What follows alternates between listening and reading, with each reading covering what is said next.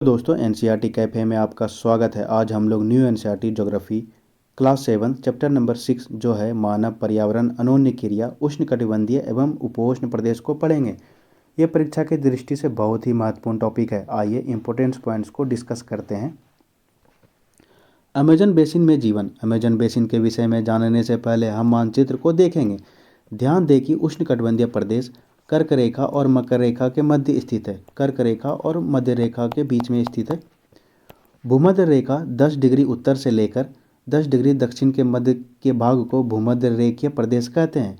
Amazon नदी इसी प्रदेश से होकर गुजरती है। ध्यान दें कि यह पश्चिम में पर्वतों से निकलकर पूर्व में अंध महासागर में पहुंचती है। अंध महासागर अटलांटिक महासागर को कहते हैं। अटलांटिक महासागर को कहते हैं। इसको दिखाया गया है 10 डिग्री नॉर्थ 10 डिग्री साउथ। ये अमेजन बेसिन। जिस स्थान पर कोई नदी किसी अन्य जलराशि में मिलती है उसे नदी का मुहाना कहते हैं। अमेजन नदी में बहुत सारी सहायक नदियां मिलकर अमेजन बेसिन का निर्माण करती है। यह नदी बेसिन ब्राज़ील के भागों, पेरू के कुछ भागों, बोलीविया, इक्वाडोर, कोलंबिया तथा वेनेजुएला के छोटे भाग से अपवाहित होती है। क्या आप इस बेसिन में स्थित उन देशों के नाम बता सकते हैं जिनसे भूमध्य रेखा गुजरती है? टोटल 8 देश से गुजरती है। आइए डिस्कस करते हैं 8 देशों से। Amazon basin: Ecuador, Colombia, Venezuela, Guyana, Suriname, French Guiana, Brazil, Peru, Bolivia. इसको शॉर्ट फॉर्म में हम लोग याद करने का कोशिश करते हैं। BB, KVI, GPI, GPS. Brazil, Bolivia, Colombia, Venezuela, Ecuador, Guyana, French Guiana और पेरू, सूरीनाम। ठीक है। अर्जेंटीना: पंपास घास का मैदान। पंपास घास का मैदान पूछा जाता है। चिली, ये हो गया शीत मरुस्थल। शीत मरुस्थल है। पराग्वे और Bolivia landlocked country. Landlocked country Bolivia और पराग्वे पूछा जाता है। ये सहायक नदियाँ या छोटी नदियाँ होती है जो मुख्य नदी में मिलती है। मुख्य नदी अपनी सहायक नदियों के साथ जिस क्षेत्र के पानी को बहाकर ले जाती है वह उसका बेसिन अथवा जल संग्रहण क्षेत्र कहा जाता है। अमेजन बेसिन विश्व का सबसे बड़ा नदी बेसिन है। ये पूछा गया प्रश्न है। जलवायु: जैसा कि आप जानते हैं अमेजन बेसिन भूमध्य रेखा के आसपास फैला है और पूरे वर्ष यहाँ गर्म एवं नम जलवायु रहती है। यहाँ का मौसम दिन एवं रात दोनों ही समय लगभग समान रूप से गर्म एवं आर्द्र होता है तथा शरीर में चिपचिपाहट महसूस होता है। इस प्रदेश में लगभग प्रतिदिन वर्षा होती है और वह भी बिना किसी पूर्व चेतावनी के। दिन का तापमान उच्च एवं आर्द्रता अति उच्च होती है। रात के समय तापमान कम हो जाता है लेकिन आर्द्रता वैसी की वैसी बनी रहती है। कहना चाहता है ये भूमध्य रेखा के आसपास मिलता है इसलिए यहाँ पर तापमान भी ज़्यादा होता है, वर्षा भी ज़्यादा होता है। लेकिन रात में क्या होता है कि तापमान कम होता है लेकिन आर्द्रता वैसी की वैसी ही बनी रहती है। अमेजन वन को दिखाया गया है। वर्षा वन: इन प्रदेशों में अत्यधिक वर्षा होने के कारण यहाँ की भूमि पर सघन वन उग जाते हैं। इतने सघन होते हैं कि पत्तियाँ तथा शाखाओं से छत सी बन जाती है जिसके कारण सूर्य का प्रकाश धरातल पर नहीं पहुँचता। यहाँ की भूमि प्रकाश रहित एवं नम बनी रहती है। यहाँ केवल वही वनस्पति पनपती है जिसमें छाया में बढ़ने की क्षमता हो। परजीवी पौधा के रूप में यहाँ आर्किड और ब्रोमीलाइड पैदा होते हैं। ये इंपॉर्टेंट है। परजीवी पौधा कौन कौन है? आर्किड और ब्रोमीलाइड।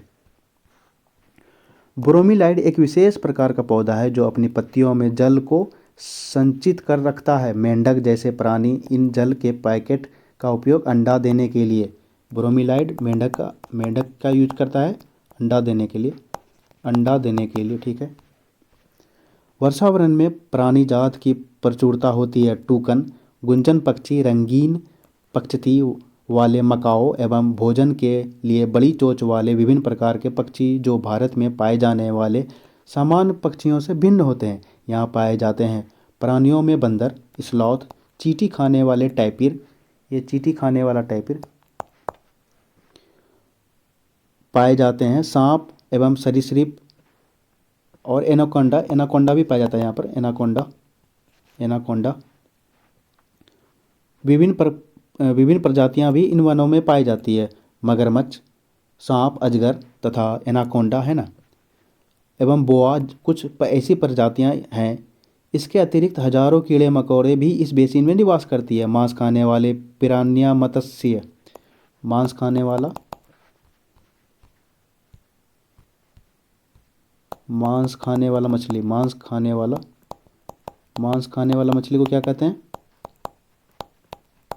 पिरान्या, पिरान्या। इंपॉर्टेंट क्वेश्चन है। समेत मछलियों की विभिन्न प्रजातियां भी अमेजन नदी में पाई जाती है। इस प्रकार जीवों की विविधता की दृष्टि से यह बेसिन असाधारण रूप में समृद्ध है।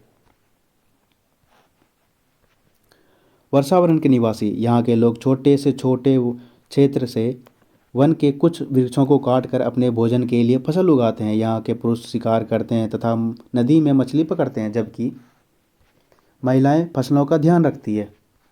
मुख्यतः टेपियोका, अनानास एवं शकरकंद उगाते हैं, क्योंकि मछली यहाँ शिकार मिलना अनिश्चित होता है। ऐसे में महिलाएं ही अपनी उगाई साग सब्जी से अपने परिवार का भरण पोषण करती है। वे कतेन एवं दहन कृषि पद्धति का प्रयोग करते हैं। इनका मुख्य आहार मेनियोक है, जिसे कसावा भी कहते हैं, तथा यह आलू की तरह जमीन के अंदर पैदा होता है। ये चींटियों की रानी एवं अंडकोश भी खाते हैं। कॉफ़ी, मक्का एवं कोको जैसी नकदी फसल भी यहाँ उगाई जाती है। टी में किसान पहले वृक्षों एवं झाड़ियों को काटकर भूमि साफ करते हैं, फिर इनको जलाया जाता है, जिससे पोषक तत्व मिट्टी में मिल जाते हैं। इस साफ भूमि पर वर्षों तक फसल पैदा की जाती है। जमीन के इस टुकड़े के बार बार प्रयोग से मिट्टी में पोषण तत्व का अभाव हो जाता है, इसलिए इस टुकड़े को छोड़ दिया जाता है। इसके बाद फसल उगाने के लिए किसी दूसरे स्थान को साफ किया जाता है। इस बीच पुराने खेतों में छोटे छोटे वृक्ष उग जाते हैं। इस प्रकार मिट्टी पुनः उपजाऊ बन जाती है। तब लोग इस भूमि के टुकड़े को पुनः जोत जाते हैं। जैसे कि उत्तर पूर्वी भारत में झूम कृषि करते हैं ना, झूम कृषि, उसी तरह का ये है। वर्षावरण अत्यधिक मात्रा में घरों के लिए लकड़ी प्रदान करता है। कुछ परिवार मधुमक्खी के छत्ते के आकार वाले छप्पर के घरों में रहते हैं, जबकि कुछ लोग मलोका कहे जाने वाले बड़े अपार्टमेंट जैसे घरों में रहते हैं, जिनकी छत तीव्र ढलान वाली होती है। ये इंपॉर्टेंट है, मलोका पूछा गया प्रश्न है। मलोका किसे कहते हैं? मधुमक्खी के छत्ते के आकार वाले छप्पर के घरों में रहते हैं। अमेजन बेसिन के लोगों का जीवन धीरे धीरे बदल रहा है। ठीक है, आप लोग ये स्टोरी पढ़िएगा, ये उतना इम्पोर्टेंट नहीं है। ये दिखाया गया है वनों के क्रमिक विनाश है। पहले अमेजन वन ऐसा था, फिर उसके बाद कृषि करते करते ऐसा हो गया, फिर जंगल को काट करके फिर ऐसा हो गया। ठीक है। गंगा ब्रह्मपुत्र बेसिन में जीवन। गंगा ब्रह्मपुत्र की सहायक नदियां मिलकर भारतीय उपमहाद्वीप में गंगा ब्रह्मपुत्र बेसिन का निर्माण करती है। यह बेसिन उपोष्ण में 10 डिग्री उत्तर से लेकर 30 डिग्री उत्तर अक्षांश के मध्य स्थित है। 10 डिग्री नॉर्थ से 30 डिग्री नॉर्थ अक्षांश, ये याद रखिएगा। घाघरा सोन, सोन कहाँ से निकलती है? अमरकंटक, अमरकंटक से। चंबल, गंडक, कोसी जैसी गंगा की सहायक नदियाँ एवं ब्रह्मपुत्र की सहायक नदियाँ इसमें अपवाहित होती है। एटलस की सहायता से ब्रह्मपुत्र की कुछ सहायक नदियाँ के नाम ढूंढते हैं।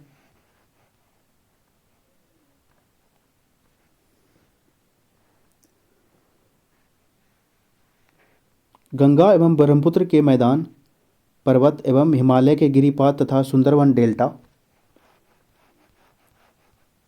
इस बेसिन की मुख्य विशेषता है। मैदानी क्षेत्र में अनेक चाप झील पाई जाती है। यहाँ की जलवायु मुख्यतः मानसूनी है। मानसून में मध्य जून से लेकर के मध्य सितंबर के बीच वर्षा होती है। ग्रीष्म ऋतु में गर्मी एवं शीत में ठंडी हो जाती है। ठीक है, आइए मैप को देखते हैं। गंगा ब्रह्मपुत्र बेसिन है, मानसरोवर से निकलता है ब्रह्मपुत्र नदी। मानसरोवर तिब्बत, ये पूछा जाता है।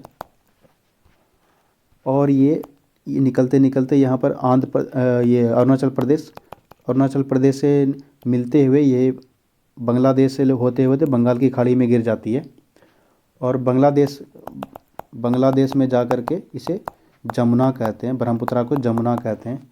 ठीक है, इसको देख लेते हैं। म्यांमार, ये पूछा जाता है क्वेश्चन, कौन कौन से स्टेट से जुड़ा हुआ है, कौन कौन से स्टेट से।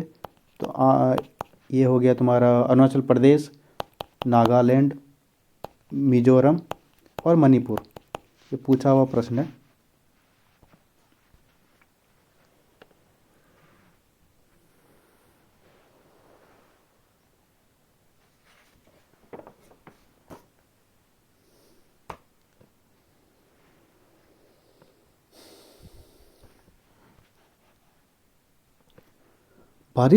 भारत का मानचित्र देखिए, उन राज्यों के नाम बताइए जहां गंगा ब्रह्मपुत्रा बेसिन स्थित है। गंगा में कौन कौन है? यूपी, उत्तराखंड, बिहार, झारखंड। ठीक है, और ब्रह्मपुत्रा में अरुणाचल प्रदेश, असम और कौन सा है ये, मेघालय। ठीक है, ब्रह्मपुत्रा नदी को विभिन्न स्थानों पर विभिन्न नामों से जाना जाता है। इस नदी के अन्य नामों का पता लगे। ठीक है, पता लगाते हैं। ये अरुणाचल प्रदेश में दिहांग बोला जाता है, दिहांग बोला जाता है। और ये क्या कहते हैं, बांग्लादेश में जमुना। ठीक है, तिब्बत में सांगपो बोला जाता है, सांगपो। ठीक है, और यही तुम्हारा गंगा प्लस ब्रह्मपुत्रा नदी वहाँ क्या ये बांग्लादेश में जा कर के मेघना कहा जाता है। पद्मा प्लस जमुना मेघना कहलाता है इसको। बेसिन क्षेत्र में विभिन्न प्रकार की स्थलाकृति है। जनसंख्या के वितरण में पर्यावरण की प्रमुख भूमिका होती है। तीव्र ढाल वाले पर्वतीय क्षेत्र बसने के लिए प्रतिकूल है। अतः गंगा ब्रह्मपुत्र बेसिन के पर्वतीय क्षेत्र में कम लोग रहते हैं। मानव प्रवास के लिए मैदानी क्षेत्र सबसे उपयुक्त होता है, अतः जनसंख्या घनत्व अधिक है। यहाँ की मिट्टी उपजाऊ है। जिन स्थानों पर फसल उगाने के लिए समतल भूमि उपलब्ध है, वहाँ के लोगों का मुख्य व्यवसाय कृषि है। धान यहाँ की मुख्य फसल है। चूँकि धान की खेती के लिए पर्याप्त जल आवश्यकता होती है, यह उसी क्षेत्र में उगाया जाता है जहाँ अधिक वर्षा होती है। यहाँ उगाई जाने वाली अन्य फसलें गेहूँ, मक्का, ज्वार, चना एवं बाजरा है। गन्ना एवं जूट जैसी नकदी फसलें भी उगाई जाती हैं। मैदान के कुछ क्षेत्रों में केले के बागान भी देखे जाते हैं। पश्चिम बंगाल एवं असम में चाय, ये पूछा जाता है, असम के बागान मिलते हैं। बिहार एवं असम के कुछ भागों में सिल्क के कीड़े का संवर्धन का सिल्क का उत्पादन किया जाता है। मंद ढलान वाले पर्वतों एवं पहाड़ियों पर वेदिका में फसलें उगाई जाती है, वेदिकाओं में। ठीक है, और बिहार में भागलपुर सिल्क सिटी के नाम से जाना जाता है। जनसंख्या घनत्व का अर्थ है 1 वर्ग किलोमीटर क्षेत्र में रहने वाले लोगों की जनसंख्या। उदाहरण, उत्तराखंड में 189, जबकि पश्चिम बंगाल में 1029 है और बिहार का 1102 नहीं 1106 है। ये करेक्शन कर लीजिएगा। ठीक है, विभिन्न भू आकृतियों के अनुसार वनस्पतियां भी विभिन्नता पाई जाती है। गंगा ब्रह्मपुत्र के मैदानों में सागवान, साखू एवं पीपल के साथ उष्णकटिबंधीय पर्णपाती पेड़ भी पाए जाते हैं। ये इंपॉर्टेंट है, सागवान, साखू और पीपल। ब्रह्मपुत्रा के मैदानी क्षेत्रों में घने बांस के घने झुरमुट पाए जाते हैं। डेल्टा क्षेत्र में मैंग्रोव वन सबसे ज़्यादा। मैंग्रोव वन कहाँ पाया जाता है? सुंदरवन डेल्टा में सबसे ज़्यादा। उत्तराखंड, सिक्किम एवं अरुणाचल प्रदेश की ठंडी जलवायु एवं तीव्र ढाल वाले बागों में चीड़, देवदार एवं शंकुधारी पेड़ पाए जाते हैं। ठीक है,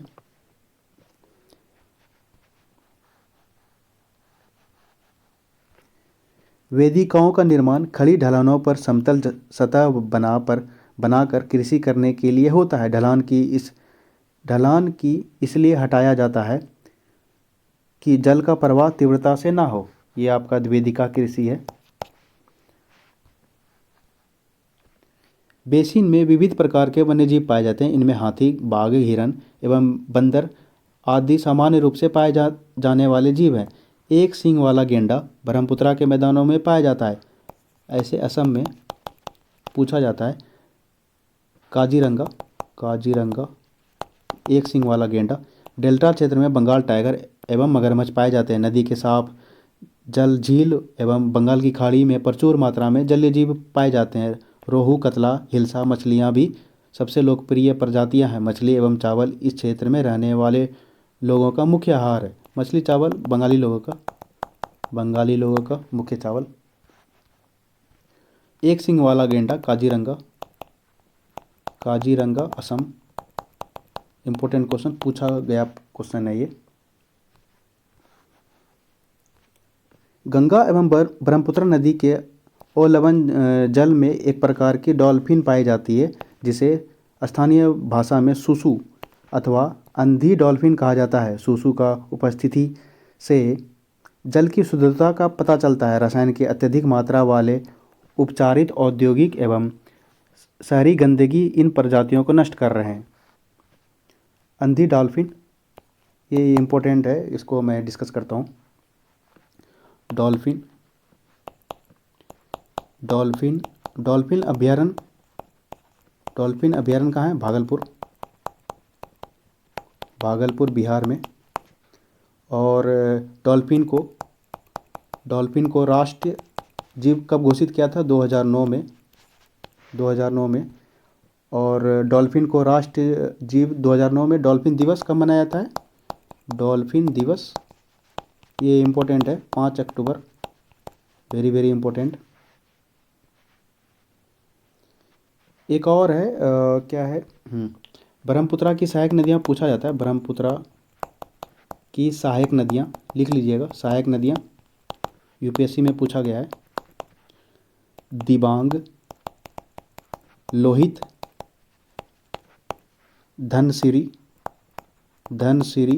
कामेंग, मानस, तिस्ता और सुबनसिरी। फिर से मैं बोल रहा हूँ, लिख लीजिएगा। ब्रह्मपुत्रा की सहायक नदी दिबांग, लोहित नदी, धनसिरी नदी, कामेंग नदी, मानस नदी, तिस्ता नदी और सुबनसिरी नदी। वेरी वेरी इंपॉर्टेंट है ये।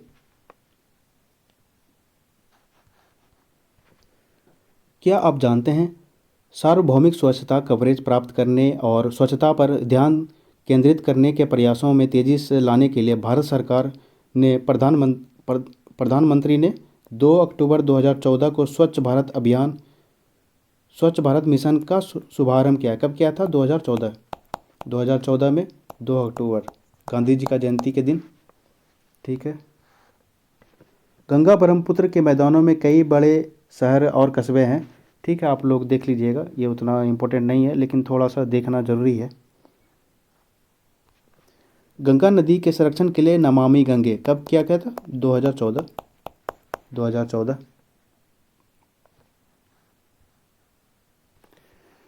कोलकाता हुगली नदी के स्थित एक महत्वपूर्ण पत्तन है। मैदानी क्षेत्र में कई बड़े हवाई पत्तन भी स्थित हैं। ठीक है। पर्यटन इस बेसिन की महत्वपूर्ण क्रिया है। आगरा में यमुना किनारे स्थित ताजमहल, इलाहाबाद गंगा एवं यमुना नदी का संगम, उत्तर प्रदेश एवं बिहार में बौद्ध स्तूप, लखनऊ का इमाम बाड़ा, असम का काजीरंगा एवं मानस वन्यजीव अभयारण्य तथा अरुणाचल प्रदेश की विशिष्ट जनजातीय संस्कृति जैसे कई दर्शनीय स्थल है। ठीक है, ये मानस वन्य जीव अभयारण्य है तुम्हारा कहाँ? असम में। ओके, आइए कुछ अभ्यास कर लेते हैं। उस महाद्वीप के नाम बताएं जो अमेजन बेसिन में स्थित है। ये है ना साउथ यूएसए। अमेजन बेसिन के लोग कौन सी फसल उपजाते हैं? टेपीयाको, अनानास और कोको। अमेजन के वर्षावरण में कौन से पक्षी पाए जाते हैं? कौन कौन से पाए जाते हैं? डूकन और गुंजन। गंगा नदी के तट पर कौन से प्रमुख शहर हैं? कानपुर, इलाहाबाद, वाराणसी। एक सींग वाला गेंडा ये पूछा जाता है। काजीरंगा असम। टूकन क्या है? टूकन क्या है? पक्षी है, पक्षी। अरे यार को हो गया। मेनियाक कहाँ का प्रमुख भोजन है? कहाँ का है? Amazon, Amazon. कोलकाता किस नदी के तट पर स्थित है? हुगली नदी। देवदार और फर किसके प्रकार हैं? शंकुधारी वन। बंगाल टाइगर कहाँ मिलते हैं? डेल्टा क्षेत्रों में। आइए कुछ मिलान कर लेते हैं। सूती कपड़े, सूती कपड़े का क्या होगा? गंगा का मैदान, गंगा का मैदान, गंगा का मैदान, गंगा का मैदान। मलोका, मलोका हो जाएगा ढालू छत, ढालू छत, ढालू, ढालू छत। पिरान्या क्या हो जाएगा? पिरान्या मत्स्य, मत्स्य, मांस खाने वाला मछली। रेशम कीट, रेशम कीट पालन, सेरीकल्चर। काजीरंगा असम, एक सींग वाला गेंडा।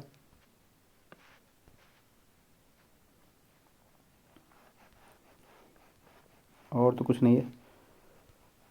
तो दोस्तों ये वीडियो कैसा लगा आपको? अगर आपको अच्छा लगे तो सब्सक्राइब और लाइक कर दीजिएगा। कृपया अपने दोस्तों के साथ भी शेयर कीजिए, और थोड़ा मेरा चैनल नया है तो कृपया सपोर्ट कीजिए। धन्यवाद मित्रों, आपका दिन शुभ हो। जय श्री राम।